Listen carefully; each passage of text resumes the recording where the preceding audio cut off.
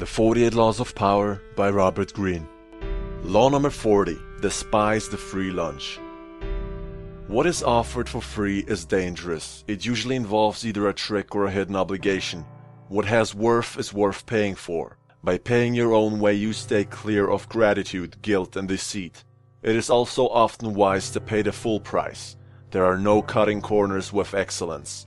Be lavish with your money and keep it circulating, for generosity is a sign and a magnet for power.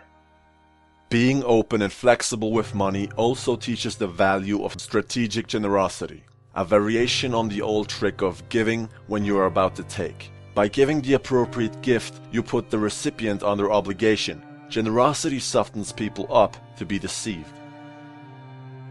By gaining a reputation for liberality, you win people's admiration while distracting them from your power plays. By strategically spreading your wealth, you charm the others, creating pleasure and making valuable allies.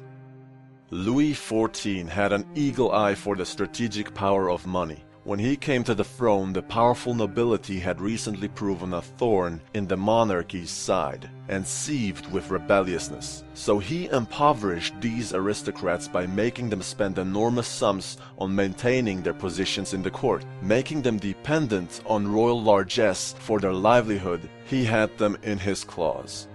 Next, Louis brought the nobles to their knees with strategic generosity. Whenever he noticed a stubborn courtier whose influence he needed to gain or whose troublemaking he needed to squelch, he would use his vast wealth to soften the soil.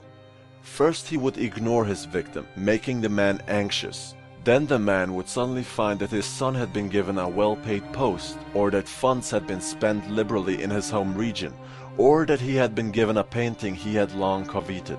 Presents would flow from Louis's hands. Finally, weeks or months later, Louis would ask for the favor he had needed all along. A man who had once vowed to do anything to stop the king would have made him rebellious. This was far more insidious. Facing hardened earth in which nothing could take root, Louis loosened the soil before he planted his seeds. Louis understood that there is a deep-rooted emotional element in our attitude on money. An element going back to childhood. When we are children, all kinds of complicated feelings about our parents center around gifts. We see the giving of a gift as a sign of love and approval. And that emotional element never goes away. The recipients of gifts, financial or otherwise, are suddenly as vulnerable as children, especially if the gift comes from someone in authority. Here's 5 simple lessons surrounding this law. Friends who offer favors without asking for payment will later want something far dearer than the money you would have paid them. The bargain has hidden problems, both material and psychological. Learn to pay and to pay well. Bait your deceptions with the possibility of easy money. People are essentially lazy and want wealth to fall in their lap rather than work for it. For a small sum, sell them advice on how to make millions. And that small sum will become a fortune when multiplied by thousands of suckers. That is a literal quote from the book. I don't necessarily agree with that, but I am displaying the book's knowledge, alright? And 4, lure people in with the prospect of easy money and you have the room to work still more deceptions on them. Greed is powerful enough to blind your victims to anything. And lastly, greed does not pay. If you're greedy, you will end up like Ebenezer Scrooge.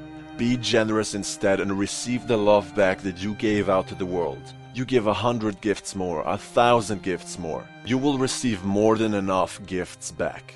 I'd like to wish all of you a late Merry Christmas. I'll see you guys again next year, and rest assured I will finish this book in January, even if I have to quit my job for it, alright? I'm gonna do it. I promise.